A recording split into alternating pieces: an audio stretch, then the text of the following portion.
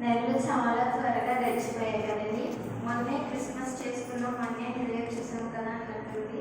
మళ్ళీ అప్పుడే Christmas new year దగ్గరికి వచ్చేసాం. చాలా త్వరగా రోజులన్నీ చాలా త్వరగా గడిచిపోతుంది. కళ్ళు మూసి కళ్ళు తెరిచే లోపు, నిద్రపోయి వెళ్ళిపోయిన లోపు ఒక రోజు అయిపోతుంది. మాకు అసలు తెలియదు కూడా తెలియట్లేదు. ఆఫీస్లో జాయిన్ అయినప్పటి నుంచి ఎప్పుడు వెళ్తున్నాం, ఎప్పుడు లేస్తున్నాం, ఎప్పుడు పడుకుంటున్నాం అనేది కూడా తెలియకుండా అయిపోతాం. చాలా త్వరగానే రోజులు గడిచిపోయిన రోజులన్నీ కూడా దేవుడు ఎంతగానో తన కృపలో మనందరినీ భద్రపరుచుకొని తిరిగి సంతోషంగా దేవుని సన్నిధిలో గడపడానికి, ఆయన సన్నిధిని ఆనందించడానికి దేవుడు ఎంతగానో మనందరికీ చూపాడు కదండి.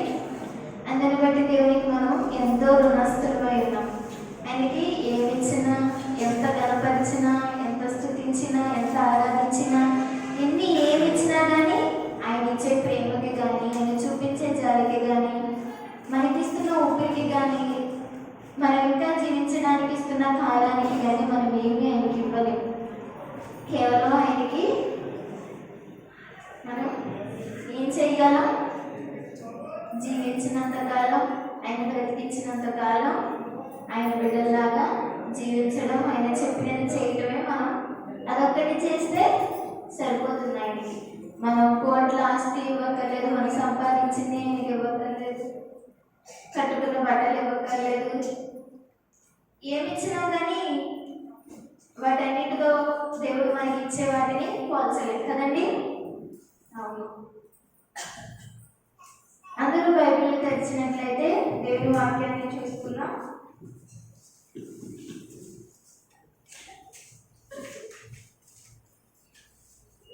ఈరోజు నేను వచ్చాక లోపలికి వచ్చినప్పుడు మా తమ్ముడితో అజర్తో సర్వోన్నతుడు అంటే ఏంటి అని అడిగాను. అంటే మా తమ్ముడు నవ్వాడు. అంటే మరి ఏమనుకున్నారో తెలియక అడుగుతుందో, తెలిసి అడుగుతుందో, తెలుసుకోవాలని అడుగుతుందో అని ఏమనుకున్నారో తెలీదు. ఒకలాంటి ఫేస్ పెట్టి కొంతసేపు ఆలోచించి నవ్వాడు. చెప్పు అని అడిగా. ఏ అని అడిగాడు. ఏం లేదు, నార్మల్గానే అడిగాను అని నాకు ఆలోచన వచ్చింది అని అంటే కొంతసేపు ఉండి బట్టలు వేసుకుంటూ శక్తివంతుడు అయ్యుండొచ్చు అని అన్నాడు. అంటే అయ్యుండొచ్చు అని నేను కూడా అని నిద్రపోయాను. ఆ మాటతో మేము పడుకున్నాం, మళ్ళీ లేచాం, ప్రార్థనకు వచ్చేసాం. అయితే నాకు వచ్చిన ఆలోచన బట్టి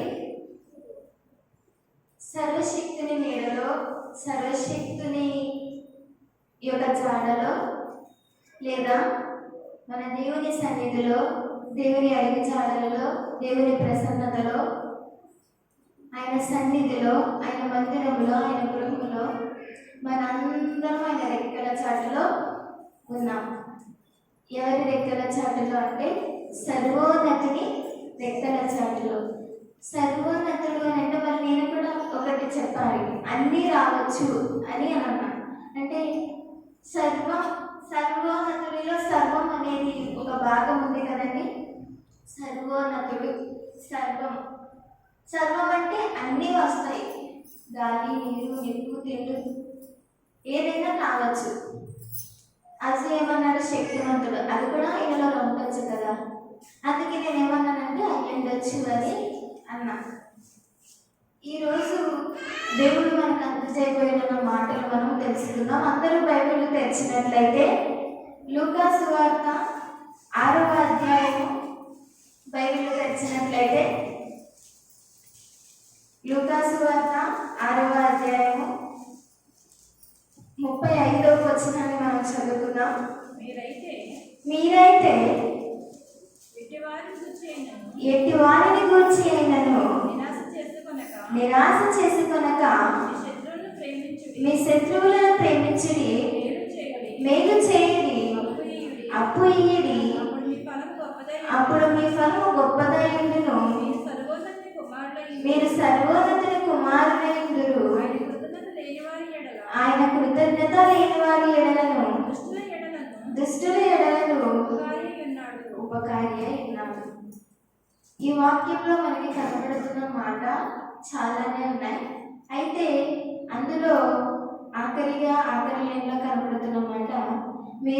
సర్వోన్నతుని కుమారులై ఇందురు. నేను ఇందాక మీకు చెప్పాను కదా సర్వోన్నతుడు గురించి నేను ఎందుకు అడిగాను అంటే నాకు అది అప్పుడు ఆలోచన వచ్చింది. అందుకే వెంటనే అజుని అడిగాను. తర్వాత నాకు ఈ ప్రేరేపణ అనేది వచ్చింది. సర్వోన్నతుని కుమారుని లక్షణాలు ఎలా ఉంటాయి అనేది మనం ఈరోజు టెస్ట్ చేసుకున్నాం. దేవుని బిడ్డలమైన మనము సర్వోన్నతుని కుమార్తెలుగా ఉన్న మనము ఆయన మనలో చూడాలి అని అనుకున్న లక్షణాలు మనలో ఉన్నాయా, వాళ్ళు ఏ విధంగా ఉంటారు అనేది ఈరోజు మనం నేర్చుకోబోతున్నాం. సర్వోన్నతుని కుమారుని లక్షణాలు ఎలా ఉంటాయి అనేది దేవుడు ఈరోజు మనకి తెలియజేయబోతున్నాడు. దాన్ని బట్టి ఆ లక్షణాలు మనలో ఉన్నాయా లేదా అనేది మనల్ని మనం టెస్ట్ చేసుకోవడానికి దేవుడు మనకి ఈరోజు తెలియజేయబోతున్నాడు. మీరు సర్వోన్నతుని కుమారులై ఇందురు. ఎవరి కుమారులై ఉన్నాం మనం ఇప్పుడు? సర్వోన్నత కుమారులై ఉన్నాం కదండి. అందరము సర్వోన్నతుని కుమారులై ఉన్నాము అని అంటే ఆయన అన్ని ఇస్తాడు కాబట్టి మనకి మనం లేచిన నుంచి తిరిగి పడుకునే వరకు మనకు కావాల్సిన ప్రతి అవసరత అది దేవుని దగ్గర నుంచి వస్తుంది. కాబట్టి ఎవరొకరి చెంతని మనకి చేరుతుంది. అది ఏదైనా కావచ్చు, తల్లి ద్వారా, తండ్రి ద్వారా, అక్క ద్వారా, చెల్లి ద్వారా, అన్న ద్వారా, స్నేహితుల ద్వారా, బంధువుల ద్వారా, పక్క వారి ద్వారా, పక్క ఇంటి వారి ద్వారా, ఎవరి ద్వారా అయినా కానీ మనం ఉంటాకి తింటాకి లేదా మన కుటుంబస్తుల ద్వారా ప్రతి ఒక్కటి మన దగ్గరికి సర్వం మన దగ్గరికి వస్తుంది అని అంటే ప్రతిదీ మన చెంతకి నడిపించబడుతుంది, రావడానికి అవుతుంది అని అంటే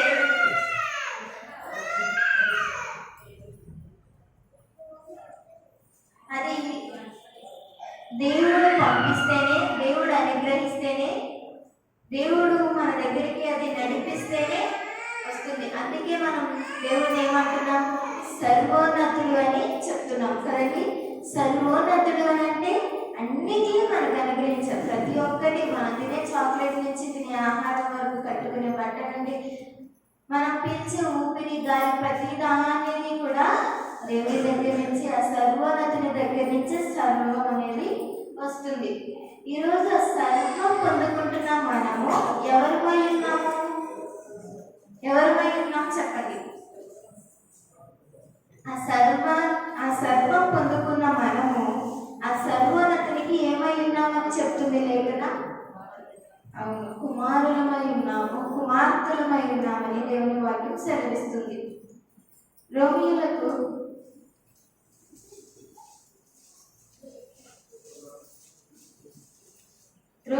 రాసిన పత్రిక 8వ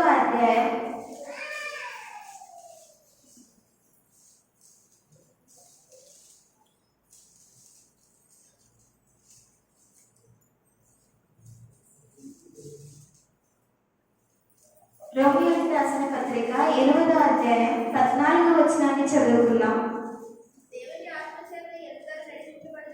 దేవుని ఆత్మచేత ఎందరు నడిపింపబడుదురో వారందరూ దేవుని కుమారులై ఎందురు. మనందరికీ తెలిసిన పాటలు గుర్తుందా మీకు?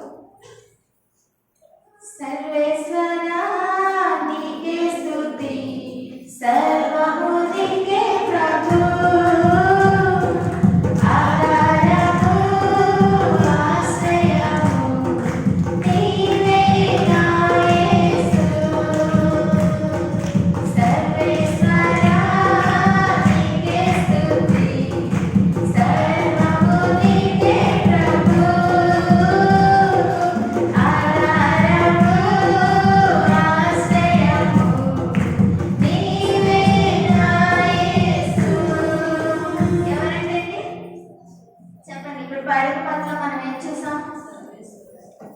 సర్వేశ్వరునికి స్తుతి, సర్వమంతా ఆయనే అని మనం పాట ద్వారా పాడుకుంటూ ఉన్నాం. ఇంకా నన్ను కన్నా తండ్రి, నన్ను కొన్న తండ్రి, నన్ను మించిన తండ్రి, సాధించిన తండ్రి, నన్ను కన్నా తండ్రి, నన్ను కొన్న తండ్రి, నన్ను మించిన తండ్రి, సాధించిన తండ్రి, సర్వేశ్వర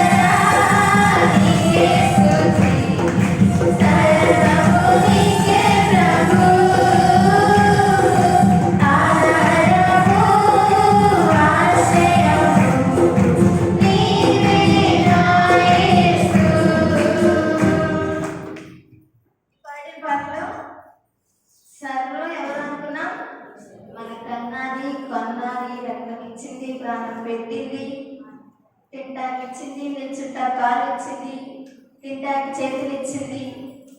అన్నీ ఎవరు? సర్వేశ్వరుడే కదండి. అందుకే పాట నాకు గుర్తొచ్చింది. ఇప్పుడు వాక్యం చెప్తుండగా నాకు ఆ పాట నా మైండ్లో వెళ్ళలేదు అనమాట. సర్వం ఆయనే ఇస్తున్నప్పుడు, సర్వం ఆయన దగ్గర నుంచి మనం పొందుకుంటున్నప్పుడు ఆయన మనల్ని ఏమని పిలుస్తున్నాడు అని అంటే, మనం కుమారులము కుమార్తెలు అని దేవుడు మనల్ని పిలిచినప్పుడు మనము ఏ విధంగా మనం కుమారులుగా కుమార్తెలుగా ఉంటున్నాము, ఆయనకి తండ్రిగా ఆయనకి మనకి ఇవ్వాల్సిన ఏమి ఇస్తున్నాము, ఆయన దగ్గర నుంచి మనం పిల్లలుగా అన్నీ పొందుకుంటున్నాం. అయితే పిల్లలుగా మనమేమిస్తున్నాం? నార్మల్గా మనుషులమైన మనమే తల్లిదండ్రులు మనం పెద్ద అయ్యాక తల్లిదండ్రుల గురించి ఒక ఆలోచన అనేది మనకు వస్తుంది. పిల్లలుగా ఉన్నంత వరకు మనం పెద్దవాళ్ళు అయ్యాక నా తల్లిని ఇలా చూసుకోవాలి, తండ్రిని ఇలా చూసుకోవాలి, అవి పెట్టాలి, ఇవి పెట్టాలి, ఇలా చేయాలి, అలా చేయాలి. అందరికీ ఉంది కదండి, నాకు కూడా ఉంది, మీ అందరికీ ఉండే ఉంటుంది కదా. మీరు పిల్లలుగా ఉన్నప్పుడు మీ తల్లిదండ్రులకి ఏవో ఒకటి ఇవ్వాలి, ఏవో ఒకటి చేయాలి అనే ఆలోచన మీకు ఎలా ఉంటుందో, ప్రతి ఒక్కటి మీ తల్లిదండ్రులకే తీసుకొచ్చిన ఆయనకి, ఆ పెద్ద తండ్రికి మనం ఏమి ఇవ్వాలి, ఏ విధంగా ఉండాలి, ఆయన పిల్లలుగా మనం ఆయనకి ఏమి చేయాలి, ఏ విధంగా ఆయన ఉండాలి అని మనల్ని కోరుకుంటున్నాడు, ఆ విధంగా మనం ఉంటున్నామా లేదా, ఆ విధంగా ఆయన అనుకున్నది ఇస్తున్నామా లేదా, ఆయన అనుకున్నది చేస్తున్నామా లేదా, ఆయన కుమారులము కుమార్తెలు అని మనం చెప్పుకుంటున్నాం. మనం ఎప్పుడూ దేవుని బిడ్డలం, దేవుని పిల్లలమే, దేవుని బిడ్డలం, క్రైస్తవులం, ఏసై నమ్ముకున్నాం, ఏసై బిడ్డలం అని ప్రతి ఒక్కరితో, ప్రతి వారితో, ప్రతి మాటలో, మన ప్రార్థనలో, వాక్యంలో, పక్క వారితో, ఎదుటి వారితో, ఇంటి వారితో, అందరితో మనం దేవుని పిల్లలం పిల్లలం పిల్లలం పిల్లలం పిల్లలం అని చెప్పుకుంటున్నాం. అయితే ఆ పిల్లలమైన మనము దేవుడు ఉండమన్న విధముగా ఆయనకి కావాల్సిన లక్షణాలు మనలో ఉన్నాయా? ఆయన మనకి ఇవ్వాల్సిన, మన నుండి పొందుకోవాల్సినవి, లేదా మన నుండి చూడాలి అని అనుకున్న విధంగా మనం ఉన్నామా లేదా అనేది ఈరోజు మనం తెలుసుకున్నాం. రోమియోకి రాసిన పత్రిక 8వ అధ్యాయం 14వ వచనాన్ని మరొకసారి చదువుకుందాం. దేవుని ఆత్మ చేత అందరూ నడిపించబడుదురో వారందరూ దేవుని కుమారులై ఉందురు. మొదటిగా సర్వోన్నతుని కుమారులుగా మనం చెప్పుకుంటున్నాం అని అంటే మనం ఏ విధంగా ఉండాలి అంటే, దేవుని ఆత్మ చేత నడిపింపబడాలి అని వాక్యం మనకి సెలవిస్తూ ఉంది.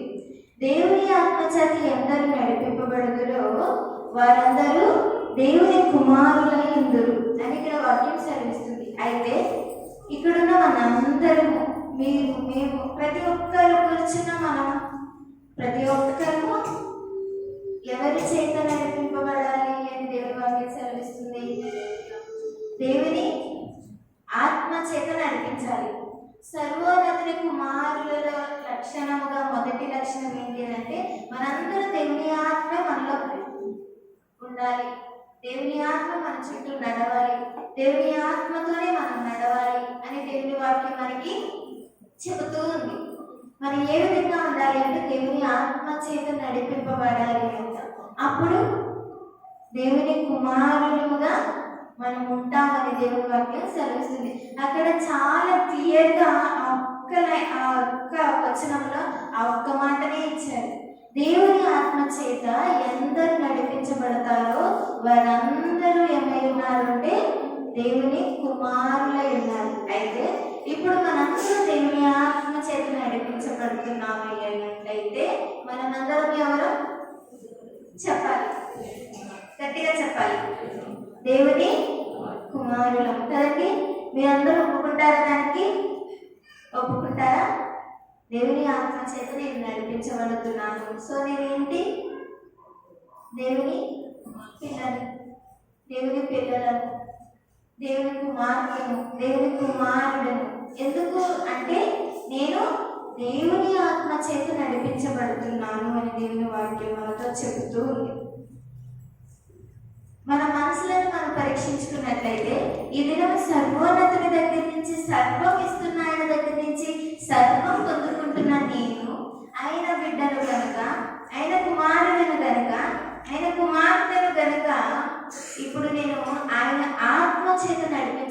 వెళ్తున్నానా, ఆయన ఆత్మ నాలో ఉందా, ఆయన ఆత్మతోనే నేను వెళ్తున్నానా అనేది మనం గ్రహించుకోవాలి. మొదటిగా ఆయన అడుగుతున్న లక్షణం అదేనండి.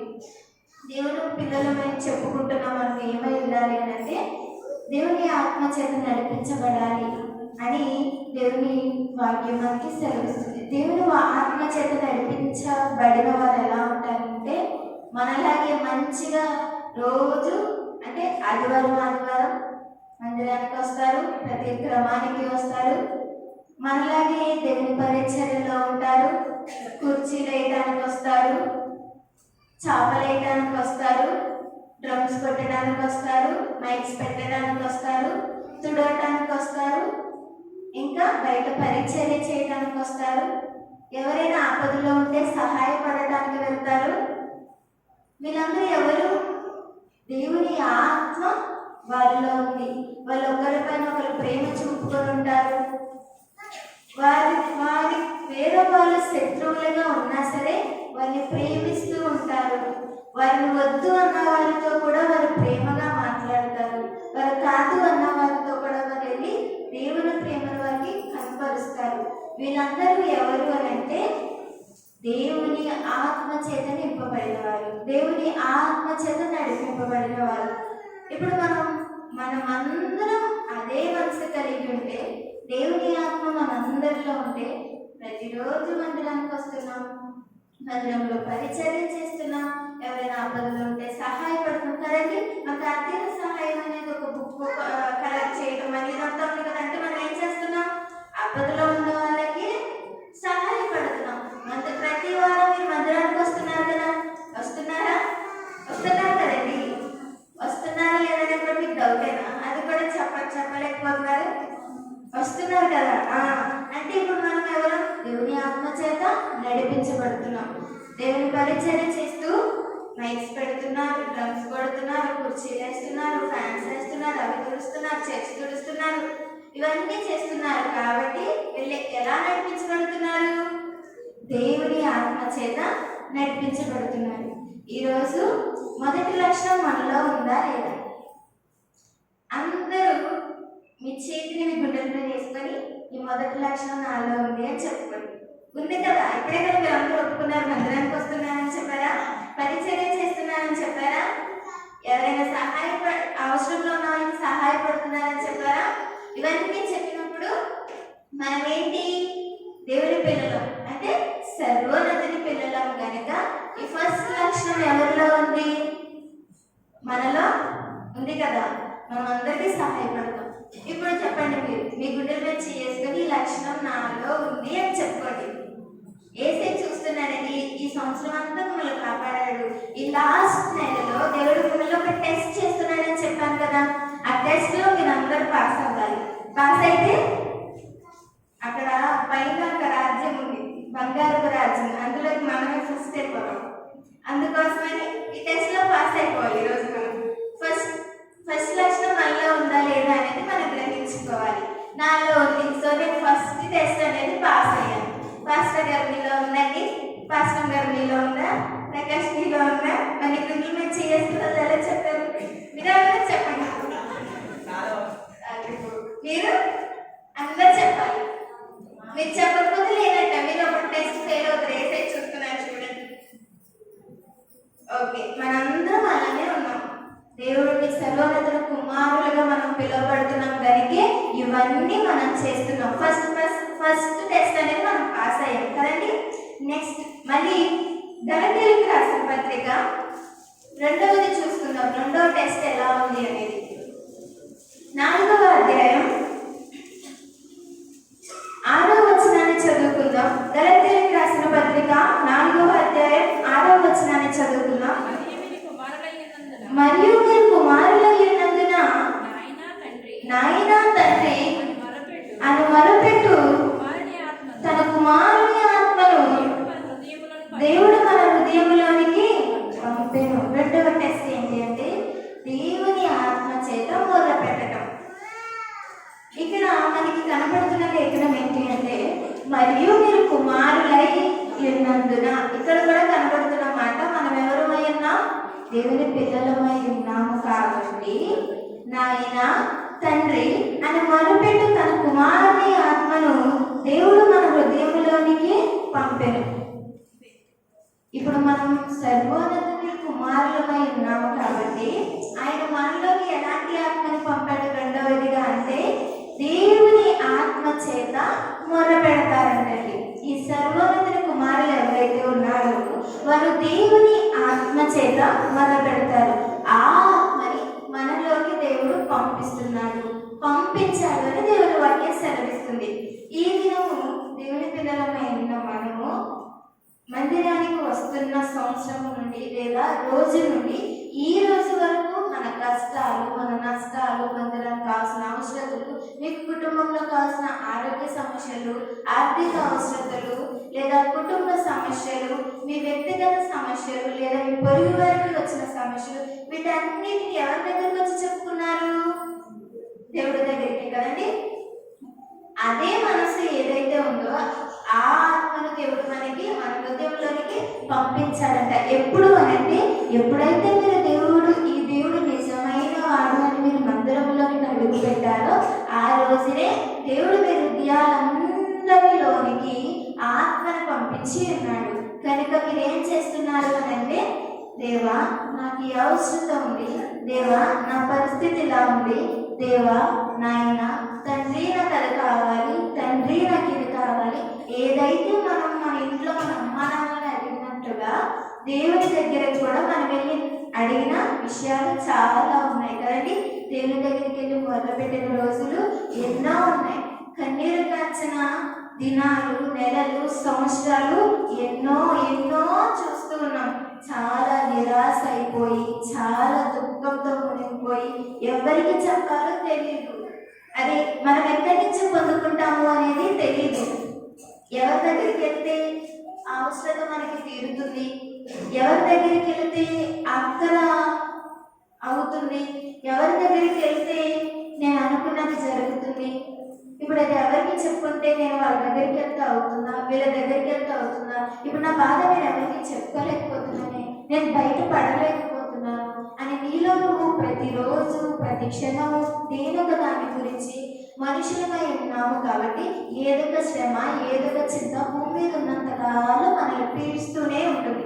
అయితే వీటన్నిటి గురించి మనం ఇంకొకరితో కనీసం భార్యమైన నువ్వు భర్తతో చెప్పుకోవడానికి, భర్తమైన నువ్వు భార్యతో చెప్పుకోవడానికి, తల్లిదండ్రులైన మీరు పిల్లలతో చెప్పుకోవడానికి, పిల్లలైన మీరు తల్లిదండ్రులతో చెప్పుకోవడానికి, తోటి వారితో చెప్పుకోవడానికి, అన్నదమ్ములతో చెప్పుకోవడానికి, అక్క చెల్లెలతో కూడా చెప్పుకోలేనంత బాధలో లేదా ఆ యొక్క నిరాశలో మీరున్నప్పుడు ఎవరి దగ్గరికి వెళ్ళారు?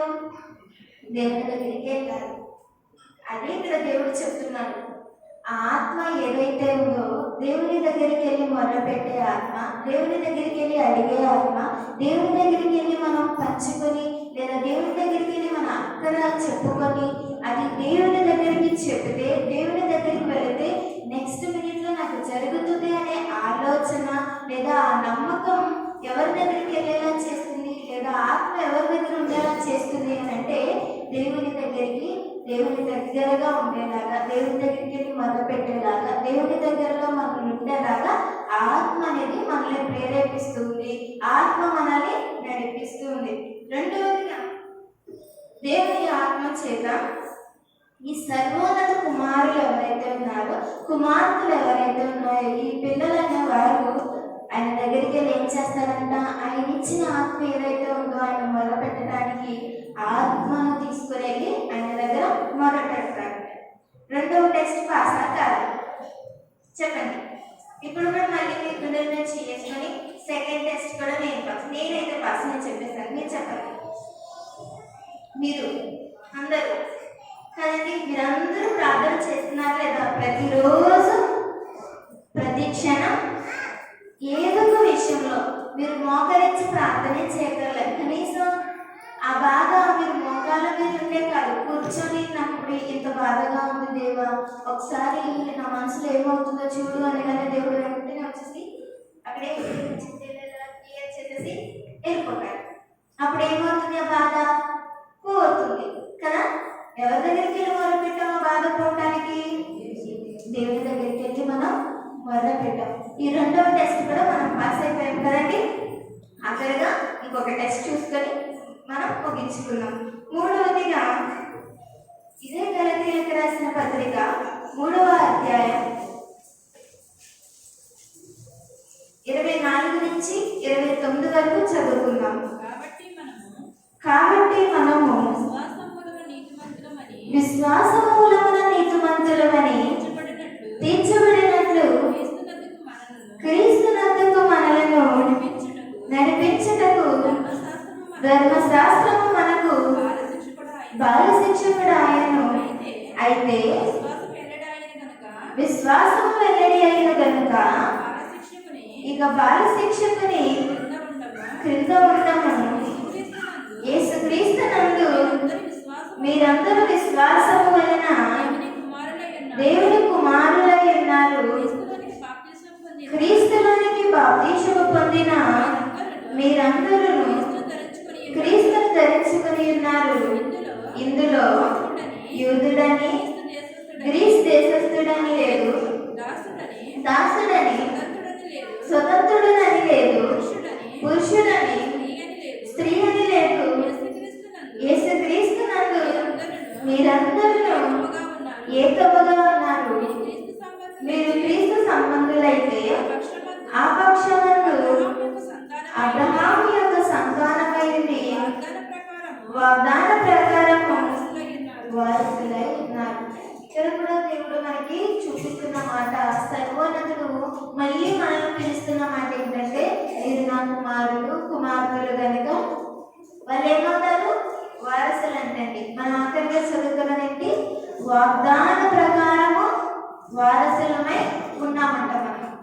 ఆయన మళ్ళీ మీరు నా పిల్లలు, మీరు నా పిల్లలు, మీరు నా పిల్లలు అని గుర్తు చేస్తూనే ఉన్నారు. అయితే మీరేం చేయాలి? నువ్వే మా తండ్రివి, నువ్వే మా తండ్రివి, నువ్వే మా తండ్రివి అని మనం గుర్తుపెట్టుకోవాలి. అన్నిసార్లు దేవుడు మనల్ని గుర్తుపెట్టుకున్నప్పుడు, అన్నిసార్లు దేవుడు మన గురించి ఆలోచిస్తున్నప్పుడు, అన్నిసార్లు దేవుడు మనల్ని తలుస్తున్నప్పుడు మనము కూడా దేవుడిని అలానే తలుస్తూ ఉండాలి, అలానే దేవుడిని స్తుతిస్తూనే ఉండాలి, అలానే దేవుడికి ప్రార్థిస్తూ ఉండాలి, అలానే దేవుని వైపు చూస్తూనే ఉండాలి. ఇదే మూడవదిగా సర్వోన్నతుని కుమారుని లక్షణం ఏంటి అంటే, దేవుని ఆత్మ చేత నీతిగా జీవిస్తారంటే. దేవుని పిల్లలు లేదా సర్వోన్నతుని కుమారులు ఎవరైతే ఉన్నారో వారు ఏ విధంగా ఉంటారు అని అంటే నీతిగా ఉంటారని ఇక్కడ వాక్యం మనకి సెలవిస్తుంది. కాబట్టి మన విశ్వాస మూలమున నీతిమంతులమని తీర్చబడినట్లు క్రీస్తునొద్దకు మనలను నడిపించుటకు ధర్మశాస్త్రము మనకు బాల శిక్షకుడు అయ్యారు. ఎవరు మనకి ఇక్కడ టీచర్ అంటండి? ధర్మశాస్త్రం అనేది దేవుడి దగ్గరకు మనల్ని నడిపించడానికి, నీతిగా బ్రతకడానికి, నీతిగా ఉండటానికి, నీతిగా జీవించడానికి, నీతిగా ప్రవర్తించడానికి ఆ ఆత్మ, దేవుని ఆత్మ ఏదైతే ఉందో ఆత్మ మనల్ని నీతిమంతులుగా ఉంచడానికి ఈ యొక్క బైబిల్ ఏదైతే ఉందో ఈ బైబిల్ అనేది మనకు ఒక టీచర్ లాగా ఉంది అని దేవుని వాక్యం మనకి ఇక్కడ సెలవిస్తూ ఉంది. సర్వోన్నతుని బిడ్డలమైన మనము మనలో ఉండవలసిన మూడవ లక్షణం ఏంటి అని అంటే నీతిగా జీవించడం.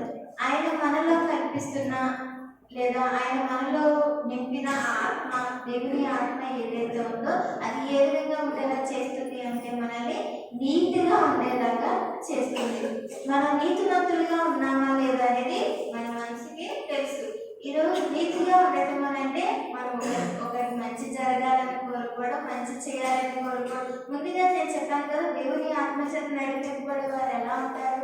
మంచిగానే ఉంటారు. అలాగే నీతిగా కూడా ఉండటం అంటే మంచి పనులు చేయటం, ఎవరిని కానీ అసూయ పడటం, అహంకార పడటం, లేదా ఒకరిని చూసి మనం జెలస్ ఫీల్ అవటం కానీ, ఒకరు ఎదుగుతున్నారు అని అన్నా వాళ్ళు ఇంకా పైకి ఎదగాలి అని కోరుకోవాలి కానీ మనం ఎదుట ఒక మాట వెనకాల ఒక మాట మాట్లాడే విధంగా ఉండకూడదు. ఇవన్నీ ఎవరి లక్షణాలు అంటే నీతిమంతులుగా లేని వారి లక్షణాలు. ఈ నెగిటివిటీ అంతా ఉంచుకునే వారు ఎవరైతే ఉన్నారో వారందరూ దేవుని ఆత్మ వాళ్ళు లేదు. మనం ఇప్పుడు ఏమని కోరుకుంటున్నాం? మన సంఘంలో ఎవరికి బాగోకపోయినా వెంటనే దేవుడి దగ్గరికి వెళ్ళి ఆ ప్రార్థనలోనో ఆ సహవాసంలోనో శనివారమో మంగళవారమో లేదా ఆన్లైన్ ప్రేయర్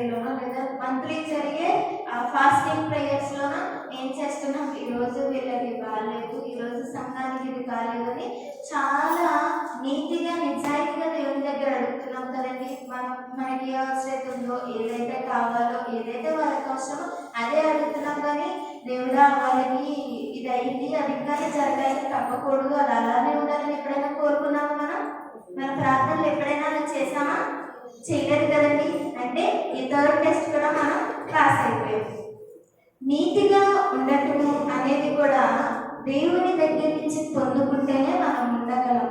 లేదు అంటే ఆత్మ మనలో లేనప్పుడు, అది మన దగ్గర లేనప్పుడు చాలా క్రూరంగా, చాలా భయంకరంగా అపవాదికి లోనైపోయి, అపవాది చుట్టూ తిరుగుతూ అపవాదికి బానిసలం అయిపోయి, వాడు ఎటు చేయమన్నా, ఎవరికి చెడు చేయమన్నా ఆ విధంగానే మనం వెళ్ళిపోతాం.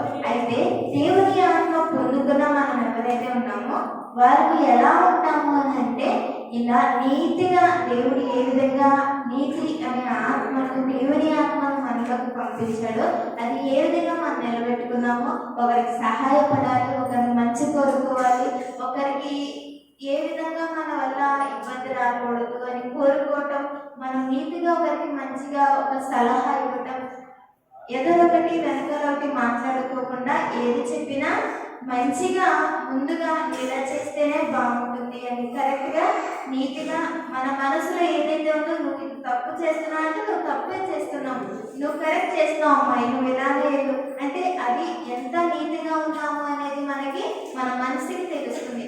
అయితే ఈ థర్డ్ టెస్ట్ కూడా మనం పాస్ అయ్యామా లేదా అనేది మీ చేతుల మీద, మీ చేతులు గుండెల మీద చేసుకొని మళ్ళీ ఒకసారి మనం పరీక్షించుకుందాం.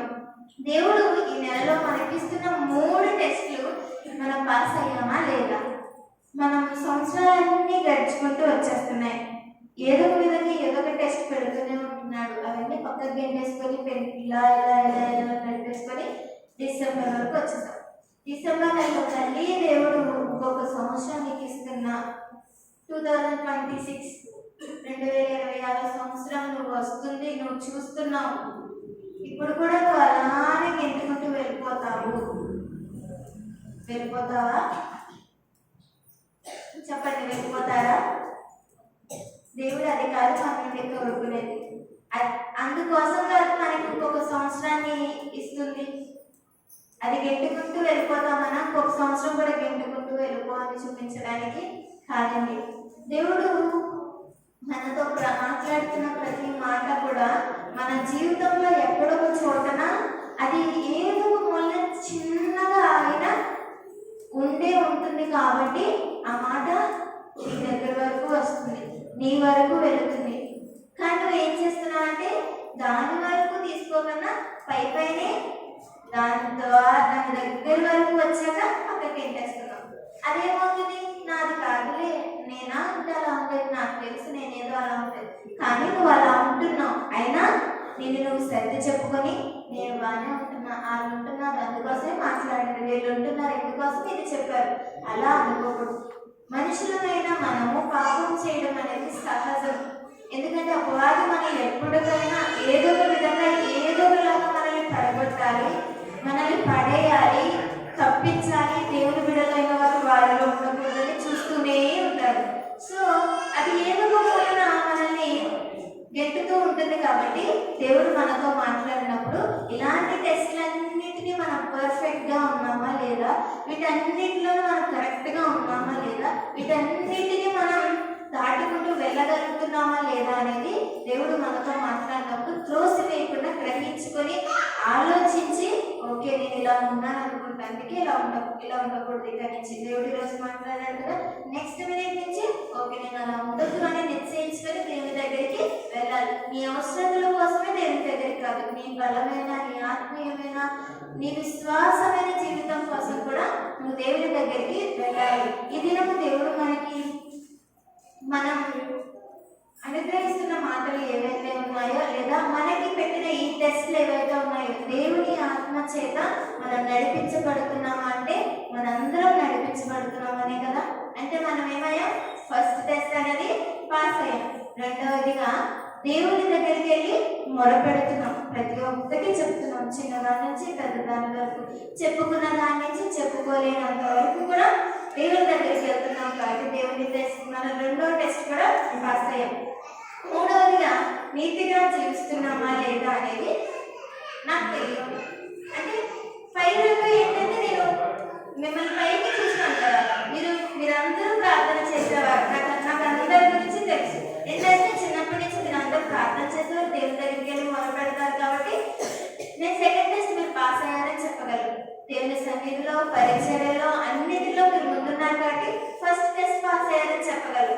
కానీ మీ మనసులో ఏముందనేది నాకు తెలియదు, ఆ దేవునికి మాత్రమే తెలుసు. కాబట్టి థర్డ్ టెస్ట్ పాస్ అయ్యారా లేదనేది మీలో ప్రతి ఒక్కరు కూడా మిమ్మల్ని మీరే పరీక్షించుకొని, ఓకే నేను టెస్ట్ పాస్ అవ్వాలి అనేది ఆలోచించుకోండి. ఈరోజు దేవుడు మనకు అనుగ్రహించిన మాటలను మనం పక్కన పెట్టకుండా దేవుని సన్నిధికి వచ్చి ఈరోజు ఎందుకు ఈ మాటలు దేవుడు మనకు అనుగ్రహించాడు అనేది ఆలోచించండి. అప్పుడు మనకి అర్థమవుతుంది ఎదుగుకోవాలన్న చిన్న కొలత అనేది ఉంటుంది. దాన్ని కూడా సరిదిద్దుకోవడానికి దేవుడు మనతో మాట్లాడుతూ ఉంటాడు. ఈ యొక్క మాటలు దేవుడు మన జీవితంలో ఫలింపజేసినట్లుగా, దేవుడి విషయంలో మన మాటలు దీవించినట్లుగా, మనకి అనుగ్రహించిన మాటలు ఏవైతే ఉన్నాయో ఎవరి ద్వారైనా కావచ్చు, సేవకురాలు, అసలు బయట వచ్చిన పాస్టర్ గారు, సభల్లో జరుగుతున్న మీటింగ్లో జరుగుతున్న ఉపవాస ప్రార్థనలు, ప్రతి ఒక్క మాట ఒక్కరి నిమిత్తమే దేవుడు ఎప్పుడూ మాట్లాడాడు. ప్రతి ఒక్కరు చిన్నవారి నుంచి పెద్దవారి వరకు అందరిలో కూడా ఏదో ఒక లోపాన్ని దేవుడు చూస్తాడు కాబట్టి మాట్లాడతాడు. కనుక ఈరోజు దేవుడు మీకు పెట్టిన ఈ టెస్ట్ ఏవైతే ఉన్నాయో మీరు పాస్ అయ్యారంటే దేవుడి దగ్గరికి వెళ్ళి మోకరించి ప్రార్థన చేయండి. లేదు ఇంకా ఏదో కొలత నాలో ఉంది అని మీరు మనసుకు అనిపిస్తే అప్పుడు కూడా మీరు వెళ్ళి ప్రార్థన చేసి ఆ కొలత కూడా తీసేయండి అని దేవుడిని అడగండి. ఈ యొక్క మాటలు మన వెనుకలో దేవుడికి ఇచ్చిన కారణం.